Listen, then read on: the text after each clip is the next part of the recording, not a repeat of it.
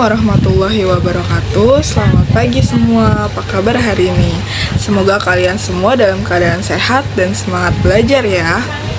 Tema yang akan kita bahas kali ini adalah gaya belajar dan motivasi belajar. Apa sih gaya belajar itu? Gaya belajar atau tipe belajar menurut berbagai hasil penelitian penting bagi guru untuk memadukan gaya mengajarnya dengan gaya belajar siswa. Setiap siswa punya gaya belajar sendiri, seperti tanda tangan. Siswa yang memahami modalitas belajarnya sendiri akan memperoleh manfaat dalam pembelajaran, karena dia akan biasa dengan cara belajar yang cocok bagi dirinya. Guru yang memahami modalitas belajar siswa akan mampu memilih metode pembelajaran yang bermakna bagi anak didiknya. Untuk amannya, guru yang memahami modalitas belajar siswa itu akan selalu menggunakan metode pembelajaran yang bervariasi, sehingga seluruh modalitas belajar siswa itu dapat terfasilitasi. Nah, macam-macam gaya belajar. Ada gaya belajar FAK, meliputi gaya visual, auditori, kinestetik.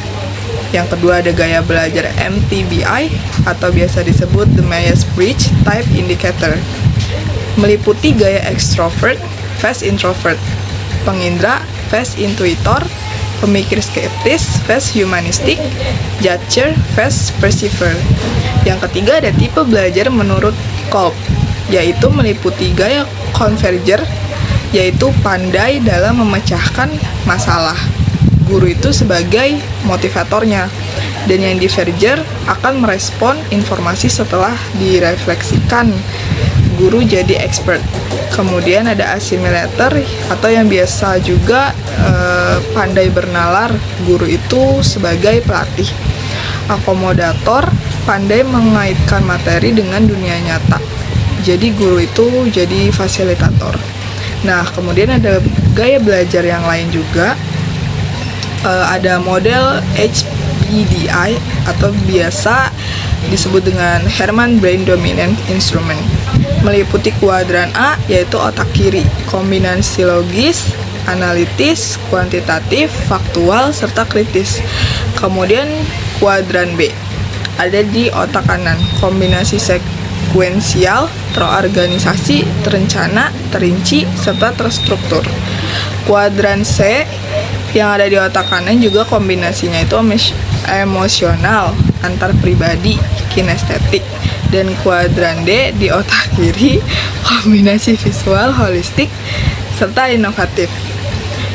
Dan ada gaya belajar dari Felder-Silverman, meliputi pembelajaran indrawi, fast intuitif, pembelajaran visual fast verbal, pembelajaran induktif fast deduktif, pembelajaran aktif fast reflektif, pembelajaran sekuensial fast global. Nah, dalam modalitas belajar kita juga dapat mendeteksi modalitas belajar visual itu seperti apa sih. Yang pertama itu lebih mudah mengingat apa yang dilihat daripada yang didengar. Terus mudah mengingat dengan asosiasi visual. Hobi membaca, lebih suka membaca sendiri daripada dibacakan. Biasa berbicara dengan cepat. Punya masalah mengingat pesan verbal kecuali jika ditulis. Sering lupa menyampaikan pesan verbal pada orang lain. Sering menjawab pertanyaan dengan singkat. Biasa rapi dan teratur. Teliti dan rinci. Biasanya tidak terganggu dengan suara ribut. Lebih suka melakukan demonstrasi daripada berpidato. Orang yang belajar dengan gaya belajar visual ini juga terbiasa melakukan cek dan recheck sebelum membuat simpulan. Lebih suka seni visual daripada seni musik. Suka mencoret-coret tanpa arti sewaktu berbicara dalam telepon atau pada saat melakukan rapat. Nah, bagaimana sih kalau kita mendeteksi gaya belajar atau modalitas dari audio? Belajar dengan mendengarkan dan mengingat apa yang didiskusikan daripada apa yang dilihat. Berbicara pada diri sendiri saat belajar ataupun bekerja. Senang membaca dengan keras dan mendengarkannya. Berbicara dengan irama terpola, biasanya jadi pembicara yang fasih juga, menggerakkan bibir dan mengucapkan tulisan di buku saat membaca. suka berbicara, suka berdiskusi, dan menjelaskan dengan panjang lebar. Dapat mengulangi kembali dan menirukan nada, birama, warna, serta suara. Mempunyai masalah dengan pekerjaan yang melibatkan visualisasi, dan mereka juga lebih suka gurauan lisan daripada membaca komik. Nah, bagaimana sih kita mendeteksi modalitas belajar dari gaya belajar kinestetik? Biasanya orang yang gaya belajar kinestetik itu mereka selalu berorientasi pada fisik dan lebih banyak gerak. Banyak menggunakan isyarat tubuh, menggunakan jari sebagai penunjuk ketika membaca, menghafal dengan cara berjalan dan melihat, menanggapi perhatian fisik, tidak dapat duduk diam dalam waktu yang lama, menyentuh orang lain untuk mendapatkan perhatian mereka, menggunakan kata-kata yang mengandung aksi, berbicara dengan perlahan, suka belajar, mengembangkan data atau fakta, serta praktik. Mencerminkan aksi dengan gerakan saat membaca buku sebagai manifestasi penghayatan terhadap apa yang dia baca. Kemudian kemungkinan juga mereka itu memiliki tulisan yang jelek, menyukai permainan yang membuat sibuk. Nah, namun dalam gaya belajar ini memiliki kritik terhadap implementasi gaya belajar ini paling sengit, yaitu datang dari para ahli neuroscience. Mereka itu mengatakan pendekatan gaya belajar ini adalah hanya omong kosong. Para ahli psikologi juga mengatakan hanya sedikit bukti-bukti yang mendukung efektivitas model gaya belajar. Efektivitas penerapan model belajar FAQ ini sangat diragukan karena memberikan label karakteristik gaya belajar anak cenderung yang akan membatasi variasi pembelajaran atau guru menjadi tidak leluasa menggunakan metode pembelajarannya sendiri. Nah, terdapat 3 gaya belajar yang tadi itu dari teori FAQ. FAQ itu singkatan dari visual, auditory, serta kinestetik. Visual itu kan belajar melalui penglihatan ya. Jadi siswa dengan gaya belajar visual itu lebih mudah memahami informasi yang disajikan dalam bentuk gambar, grafik, diagram, warna, ataupun simbol. Mereka itu cenderung mengingat apa yang dilihat daripada yang didengar. Media pembelajaran untuk mereka ini seperti peta konsep, video animasi, atau infografik. Mereka juga suka membuat catatan dalam bentuk mind map atau penggunaan penanda warna dalam buku catatan mereka. Kemudian untuk gaya belajar auditori ini, dia tuh belajar melalui pendengaran. Siswa dengan gaya ini tuh lebih menyerap informasi saat mendengarkan penjelasan, berdiskusi, atau mendengarkan audio pembelajaran. Jadi mereka nih sering membaca dengan suara keras dan mudah mengingat informasi yang dibicarakan. Metode pembelajaran yang cocok untuk mereka termasuk diskusi kelompok, ceramah, interaktif, podcast, atau rekaman pelajaran. Mereka juga suka berbicara tentang materi. Kemudian untuk metode pembelajaran kinestetik ini, belajar mereka tuh melalui gerakan atau sentuhan. Siswa dengan gaya ini tuh memahami materi melalui praktik langsung, eksperimen, simulasi, dan pengalaman fisik lainnya. Mereka lebih efektif belajar saat aktif bergerak atau menggunakan tangan mereka dalam proses belajar seperti merakit alat, membuat proyek, atau memainkan peran. Mereka tuh lebih sulit fokus dalam pembelajaran yang sifatnya teoritis dan pasif. Kemudian masuk ke pembahasan motivasi belajar. Menurut MC Donald, motivasi itu adalah perubahan energi dalam diri sendiri atau diri seseorang yang ditandai dengan timbulnya perasaan dan reaksi untuk mencapai tujuan. Orang akan termotivasi bila ia percaya bahwa suatu perilaku tertentu akan menghasilkan hasil tertentu. Kedua, hasil tersebut mempunyai nilai positif. Ketiga, hasil tersebut dapat dicapai melalui sebuah usaha. Kemudian motivasi juga berfungsi sebagai apa sih? Motivasi itu berfungsi sebagai pendorong, pengarah, serta penggerak. Jadi motivasi ini berhubungan dengan kebutuhan, yaitu kebutuhan untuk berprestasi, kebutuhan berfiliasi, dan kebutuhan untuk kekuasaan. Contohnya ada seorang siswa yang pada mulanya tuh memiliki prestasi rendah, kemudian dia tuh mendapatkan pelatihan motivasi. Lepas dari pelatihan itu, ia tuh berpendapat saya harus jadi juara kelas.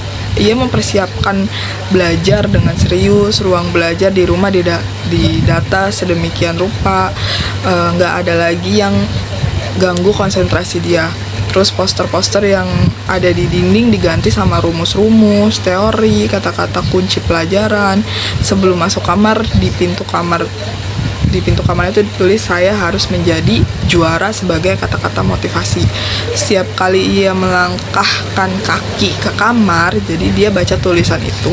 Tulisan itu tuh jadi memotivasi dia buat berprestasi. Akhirnya dia betul-betul jadi juara kelas. Jadi kemampuan motivasi diri itu akan bikin seseorang itu semakin cerdas secara emosional. Nah, jenis-jenis motivasi dalam belajar juga banyak. Motivasi ekstrinsik, contohnya itu belajar demi memenuhi kewajiban, teman-teman. Belajar untuk menghindari ancaman hukuman, belajar untuk mendapat janji hadiah, belajar demi meningkatkan gengsi, belajar demi mendapat pujian, atau demi tuntutan maupun jabatan dan pangkat. Kemudian ada motivasi intrinsik, contohnya itu belajar karena ingin memecahkan masalah, ingin mengetahui mekanisme sesuatu berdasarkan hukum atau rumus-rumus, ingin menjadi profesor atau ahli di bidangnya tertentu. Jadi keinginan ini tuh diwujudkan dalam upaya kesungguhan, seperti melengkapi catatan, literatur, informasi, pembagian waktu belajar, keseriusan dalam belajar juga. Kegiatan belajar ini tuh diminati serta disertai rasa senang dan keyakinan bahwa tanpa belajar yang keras hasil nggak mungkin maksimal. Jadi sasaran guru itu adalah menumbuhkan self motivation atau motivasi intrinsik dari diri seseorang. Nah, kiat memotivasi siswa dalam belajar itu, siswa lebih banyak diberi kesempatan ya seharusnya untuk melihat model contoh perilaku yang baik yang diinginkan oleh guru. Ini dilakukan melalui beberapa fase. Ada fase perhatian, fase retensi, fase reproduksi, fase motivasi. Penyajian yang bermakna, guru mengkaitkan materi dengan pengalaman masa lalu dan yang akan datang bagi si siswanya, sehingga materi tersebut tuh terasa penting dan prinsip bagi individu siswa. Melakukan interaksi juga dalam pembelajaran. Guru itu sebagai guru menggunakan media yang tepat, terangsang siswa untuk bertanya atau menanggapi sehingga ada komunikasi dua arah. Kemudian penyajian pembelajaran yang menarik. Guru menyajikan informasi baru yang menarik dengan teknik yang baru, kemasan yang baru, disertai media yang belum pernah diketahui oleh si siswanya. Jadi dalam pembelajaran itu tidak bosan. Kemudian ada temu tokoh, siswa dipertemukan dan berdialog langsung dengan tokoh yang sudah berhasil menyuguhkan kegigihan untuk usaha. Kegigihan ini yang perlu ditransfer kepada siswa untuk jangan pesimis dan jangan mudah untuk menyerah. Kemudian juga guru mengulangi simpulan materi, menuliskan simpulan di papan tulis, kemudian menghapusnya, dan beberapa siswa ditunjuk untuk mengulang kembali isi simpulan materi di depan kelas itu. Ini tuh untuk memantapkan simpanan memori jangka pendek ke memori jangka panjang. Kemudian juga bisa belajar outing class untuk menambah pesan mendalam. Dalam proses pembelajaran itu kan keberhasilan siswa nggak hanya ditentuin oleh kualitas pengajaran guru atau fasilitas pendidikan, tetapi juga dipengaruhi oleh faktor internal dalam diri si siswa itu sendiri. Ada dua faktor internal yang memiliki peran besar, adalah gaya belajar sama si motivasi belajar tadi. Jadi setiap individu itu memiliki gaya belajar yang berbeda-beda, teman-teman. Kayak yang tadi udah kita jelasin, seperti visual, auditori, dan kinestetik. Jadi pemahaman terhadap gaya belajar ini tuh sangat penting karena dapat membantu siswa menyerap informasi dengan cara yang paling sesuai bagi gaya belajar mereka. Jika metode pembelajaran yang digunakan sejalan dengan gaya belajar siswa, maka hasil belajar ini cenderung lebih optimal. Selain itu, motivasi belajar juga berperan besar dalam menentukan sejauh mana siswa itu ingin dan mampu mengikuti proses pembelajaran, dan motivasi itu bersifat intrinsik yang berasal dari dorongan dalam diri siswa itu sendiri, maupun ekstrinsik yang dipengaruhi oleh faktor luar seperti dukungan orang tua, lingkungan sekolah, atau penghargaan. Jadi siswa yang memiliki motivasi belajar tinggi cenderung lebih aktif, lebih tekun, dan tidak mudah menyerah dalam menghadapi kesulitan belajar. Namun dalam kenyataannya di lapangan masih banyak nih siswa yang mengalami kesulitan belajar karena mereka tidak memahami gaya belajarnya sendiri atau tidak memiliki motivasi belajar yang tinggi. Oleh karena itu, penting bagi pendidik dan pihak sekolah untuk mengenali kedua faktor ini agar dapat menciptakan strategi pembelajaran yang tepat sasaran. Itu yang bisa saya jelaskan ya teman-teman untuk materi kali ini. Kurang lebihnya saya mohon maaf, saya pamit undur diri. Saya Heni Melda Nafiah. Terima kasih. Wassalamualaikum warahmatullahi wabarakatuh.